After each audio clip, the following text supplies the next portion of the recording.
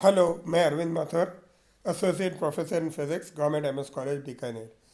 आज हम BSc second year practical में एक एंडरसन ब्रिज के प्रैक्टिकल के अध्ययन करेंगे। एंडरसन ब्रिज एक ऐसा व्हीटस्टोन ब्रिज का एक फॉर्म है जिसमें हम कुंडली का इंडक्टेंस या कुंडली का प्रेरण निकालते हैं। इसके तीन नाम ब्रिज में हमें पता है कि व्हीटस्टोन ब्रिज में चार भुजाएं होती हैं। इसके इसमें से तीन भुजाएं जिसमें रेजिस्टेंस लगा रहता है कि पी क्यू आर, ये तीन भुजाएं में पी क्यू आर रेजिस्टेंस लगा हुआ है। और इसके चौथे आर्म में एक अननोन इंडक्टेंस जिसकी प्रेरणा निकालनी है वो लगा हुआ है, जैसे फिगर में दिखाया हुआ है। एक वेरिएबल रेजिस्टेंस आर लगाते हैं कैपेसिटर सी के सीरीज में श्रेणी क्रम में, और इसको हम रेजिस्टेंस पी के पैरेलल लगाते हैं। और एक हेडफोन, अगर अपन एसी धारा यूज़ करते हैं, इसके अंदर एसी धारा यूज़ करते हैं तो एक हेडफोन से नापा जा सकता है, साउंड से। और अगर इसको हमें गैल्वेनोमीटर से नापना चाहते हैं तो एक गैल्वेनोमीटर जिसमें एक डायोड लगा हो, तो इससे हम भी नाप सकते हैं। और ये नापते हैं जब वो इसकी ज़ीरो, कोई भी साउंड सुनाई नहीं दे या गैल्वेनोमीटर में डिफ्लेक्शन हो नहीं हो। अगर पोटेंशियल ई और एफ के बीच में ज़ीरो है, जब कोई भी ऐसे नहीं बहता, तो डायोड के अंदर कोई भी धारा नहीं बहती और हेडफोन के अंदर कोई भी साउंड सुनाई नहीं देती है। साउंड जो है मिनिमम होती है। और इसका एक हम थोड़ा सा इसकी थ्योरी पढ़ ले, तो अगर हम इसमें branch B A B F में अगर किरचॉफ लॉ लगाएं तो मेरे पास इक्वेशन आ जाएगी I P is equal to I two R plus one upon J omega C, क्योंकि हम जानते हैं कि कैपेसिटर्स का जो इम्पीडेंस या रिएक्टेंस होता है वन अपॉन जे ओमेगा सी होता है, जिसमें और दूसरी लूप में लगाएं तो हमारे पास I two is equal to J omega C is equal to I two I three R, और आई टू को मैं आई थ्री जे ओमेगा सी, ये इक्वेशन में पुट करें तो इसकी गणनाएं हम इस हिसाब से कर सकते हैं। और इसका अल्टीमेट जो रिज़ल्ट होता है वो एल निकालने के लिए होता है, क्योंकि हमें प्रेरण निकालना है। तो L C P C R upon P P Q plus R P Q plus R होता है। मगर हम इंडक्टेंस का प्रयोग करते वक्त P is equal to R लेते हैं तो मेरे पास इक्वेशन आ जाता है L is equal to C R Q plus two R. ये इसका इक्वेशन का फॉर्मूला है। अब हमें ये इसका प्रयोग कर रहे हैं और हम ये इस प्रयोग में हम एंडरसन ब्रिज द्वारा कॉइल की इंडक्शन या प्रेरण का मान निकालना चाहते हैं।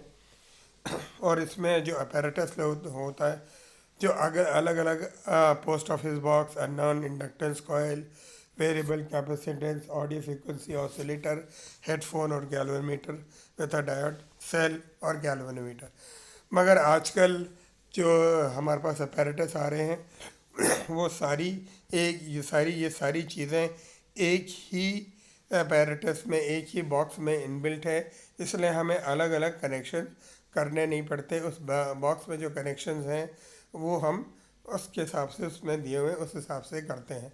तो ये सारी चीज़ें हमें एक इंडक्टेंस बॉक्स में मिलती हैं।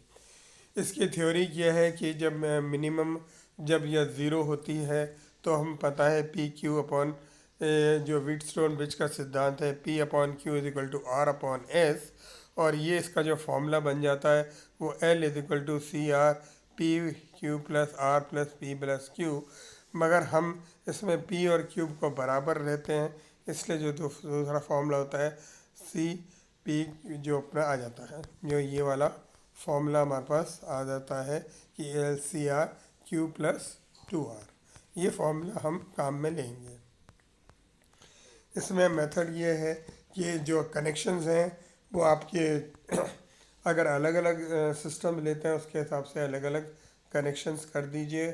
और उसके बाद आप इसको कम हज़ार, इसके अंदर हम हज़ार हर्ट्ज़ की फ्रीक्वेंसी का ऑडियो ऑसिलेटर लेते हैं और ये ऑडियो ऑसिलेटर इसलिए लिया जाता है 1000 का, क्योंकि इस 1000 से उसकी जो व्हीटस्टोन ब्रिज की जो एक कंडीशन है कि उसकी चारों भुजाएं एक ही इम्पीडेंस की ऑर्डर की होनी चाहिए, वो फुलफिल हो जाती हैं।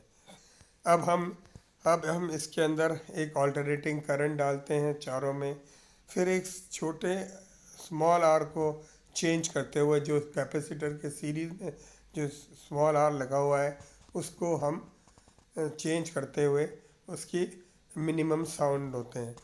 इसके बाद पी क्यू आर को कांस्टेंट रखते हुए हम कैपेसिटर कैपेसिटर और को चेंज करते हैं, और अलग पी क्यू आर तो कांस्टेंट है, और कैपेसिटर का मान चेंज करते हुए हमेशा अलग अलग आर की निकालते हैं, और इसको हम ऑब्जर्वेशन टेबल में डालते हैं। और इसके तो ऑब्जर्वेशन टेबल में डालने पर हम ये देखते हैं कि ये हमारा इक्वेशन ऑब्जर्वेशन टेबल है। हम इसमें पी क्यू और आर ये तो हमेशा कांस्टेंट लेते हैं। सी जो माइक्रोफेरेड्स में हम लेते हैं, इसका मान परिवर्तित करके हमारे उसमें सिस्टम में शायद 4 दे रखे हैं, तो 4 मान चेंज करते हुए अलग अलग स्मॉल आर निकालते हैं, और अलग अलग स्मॉल आर पर ये L is equal to C Q plus 2R henry का ये इसका इंडक्टेंस कैलकुलेट करते हैं।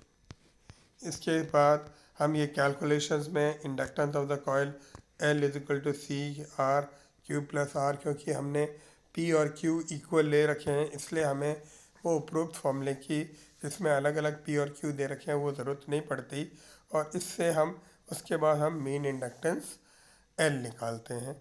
और finally inductance of the inductive coil का मान हेनरी बहुत बड़ा यूनिट है, अल्टीमेटली जो रिज़ल्ट है वो मिली हेनरी में आएगा।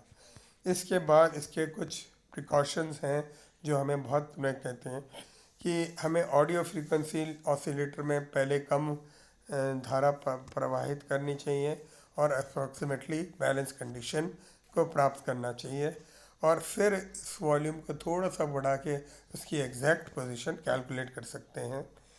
और इस प्रयोग को करते वक्त उसके आसपास हमें आवाज़ नहीं हो तो अधिक बढ़िया रहता है, नहीं तो हम बैलेंस पोजीशन अच्छी तरह नहीं निकाल पाते।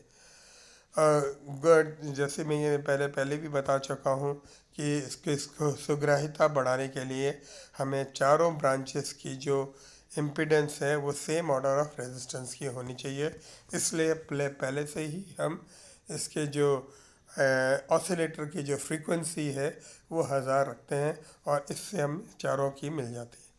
इसमें भी बॉक्स जो रेजिस्टेंस है वो प्लग टाइप का नहीं होना चाहिए जैसे आपके रियोस्टेट में होता है, बल्कि उसमें डायल टाइप का रेजिस्टेंस होता है। और एक सबसे महत्वपूर्ण इसमें जो प्रिकॉशन है जिसको आपको भूलना नहीं चाहिए, उसमें ये मान है कि इसके अंदर सी आर क्यू का अपने फॉर्मूला में देखा होगा कि C R Q plus 2R का है, तो इसका एक प्रिकॉशन ये है कि जो हम L नाप रहे हैं तो इसका मान सी आर क्यू से बड़ा होना चाहिए। अगर इससे छोटा हो, C into Q into R से अगर ये छोटा होगा तो 2R का मान नहीं आएगा, नेगेटिव हो जाएगा।